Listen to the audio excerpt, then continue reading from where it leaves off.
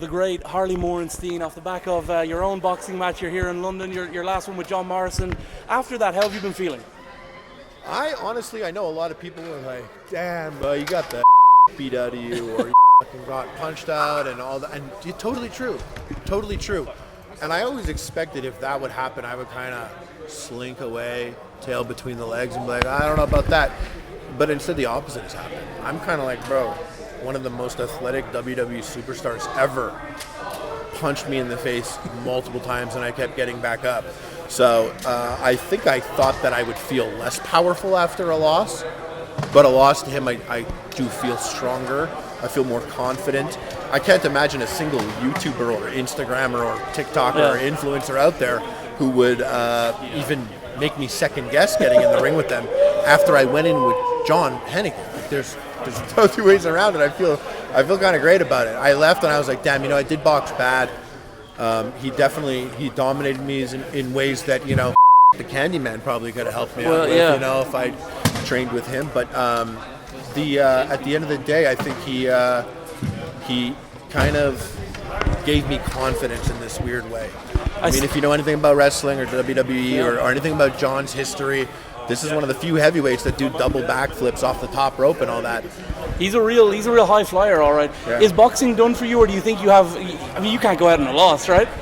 Nah, but you know how it is. If you ever played Counter-Strike at 3 a.m., you can't go out on a loss, but you can't go out on a streak either. I hit the pads still. I'm still working out. I'm still lifting. I'm still hitting the gym. I box because I love it. I think if you're watching this, guys, you should go to your local gym and box. It's changed my life. I lost 70 pounds doing it. I'm going to keep doing it. And every time I go in there and I hit the pads or I hit the bag or I'm with my coach, I'm like, this could be a person. Yeah. Who knows when. So if something interesting slides across my desk, like, I'm absolutely open to it. Have we seen the last of your team relationship, your mentorship with the Candyman? I mean, he was busy a lot, and when I was working with Creator Clash, I know that those two don't mix, so I didn't even want to touch it. But I can't think of a person who is a better sparring partner and a coach who's down to go 8 hours a day, 7 days a week. So I think if I had a match coming up, if perhaps it wasn't a Creator Clash thing, I'd probably hit him up and be like, dust off the army boots and meet me in the parking lot, please. Got some work to do. Did you guys spend any time in a real gym when you guys worked together, or no? No, and it's too bad because I seen him training with a couple people after, and they're actually in rings. I'm like, what the fuck, bro? I was like the guinea pig. Yeah. Dr. Disrespect, is he still on your radar? Listen, Doc Disrespect is the one person. If he's ever like, I'm down to do it, I'm like, bro, for free. For free, I'll do it. And I'm good, like, whenever, wherever you want to do it. And I'll be honest with you, I think the Doc is a talented guy. I think he's very athletic. His cardio is probably on point. He's taller than me. He looks like he's naturally very strong. I think I chose him because, listen, I like a challenge. That's why I chose John Morrison. I can't sit here pussyfooting around with Minecraft YouTube is my whole life. I was like, let's go. 0 to 100 right away.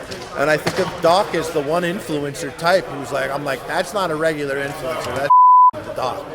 So if I'm going to get up by any influencer, that's the guy that I chose. Speaking of potential opponents, we've got your boy right here. Get in here. Overflow. This guy, I would never. This guy, I'm absolutely massive. He has no chance against somebody of my stature and size. Bro, the thing is, we've got like Harley up here, then you're way down in the corner. I was crouching down. I was crouching down to make him feel, intimidated. I got slapped at the ring, so I shaved my beard off. It's like a mean. Can I be honest with you? I saw you on a podcast with your beard, and I was like, that's how I want my beard to be. That's an actual statement. That's great. We got it. How do we feel about the potential heavyweight matchup of Harley versus the winner of Wings versus Boogie? It just makes sense. It makes sense in a lot of ways. Doesn't make sense for either of them, that's for sure. I believe commissions have a rule they had that one fight on your card where there was like a 100-pound difference. Yeah, Be a lot Greg more Hardy than 100 and pounds Chase between DeMoore. you and those guys, right? Yeah. I mean, you're on the lower end of you could probably, you're what, 215, 220? No, I'm like 235. No way. 235. I don't think I can exist under 200 and function in any way. I love Boogie, love Wings. So excited to see them. I fuck either of them up back to back. 100%. Like Yo, get in the 100%. ring and challenge them after the match. No, I think, and this is the truth. I actually do mean it. And I know people are looking at it and they're like, nah, you just got punched out of the ring. Doesn't mean. No, I can't think of one influencer boxer that has gotten in the ring that I'm like, oh, I can give them a run for their money. I might be able to beat them. Literally every single heavyweight that's been in. I watch all these boxing matches. I watch them all, and I think I boxed badly with John, and I think John is jacked, way more than I've seen anyone else in the ring.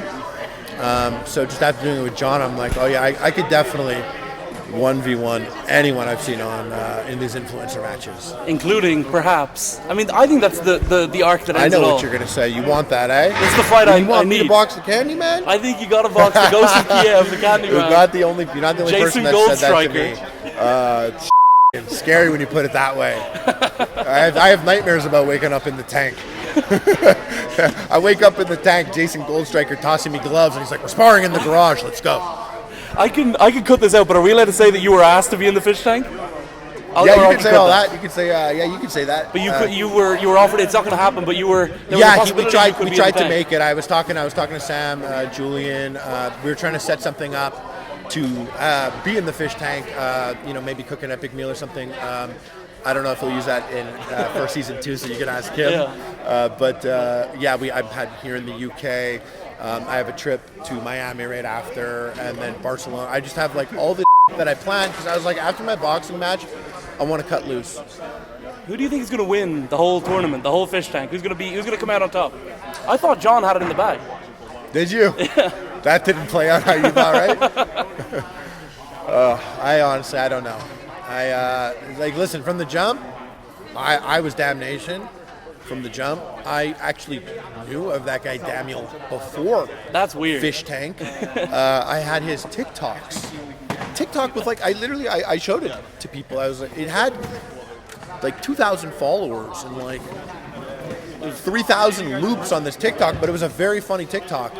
And I looked through his profile, and then he was on the fish tank, and I was like, what the is going on here? So weird, but yeah. Sam finds his way around everyone. Thank you so much for your time.